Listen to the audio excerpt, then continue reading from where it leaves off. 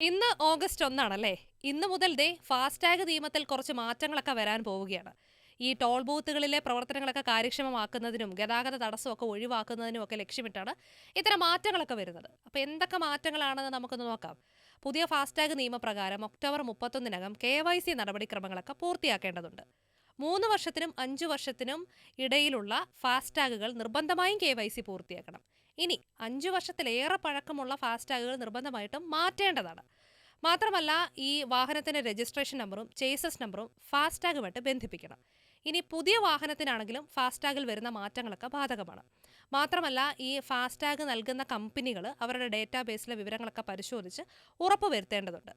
പിന്നെ ഈ മൊബൈൽ നമ്പറും ഫാസ്ടാഗുമായിട്ട് ബന്ധിപ്പിക്കേണ്ടതാണ്. മാത്രമല്ല, വാഹനത്തിന്റെ സൈഡിൽ നിന്നും അതുപോലെ മുന്നിൽ നിന്നും വ്യക്തമായ ചിത്രങ്ങളൊക്കെ എടുത്ത് അപ്ലോഡ് ചെയ്യേണ്ടതാണ്.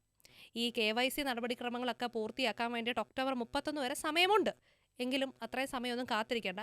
പെട്ടെന്ന് കാര്യങ്ങളൊക്കെ ശടപടേന്ന് നടന്നോട്ടെ. കാരണം നമ്മളൊക്കെ ഒരുപാട് യാത്രകളൊക്കെ പോകുന്നല്ലേ.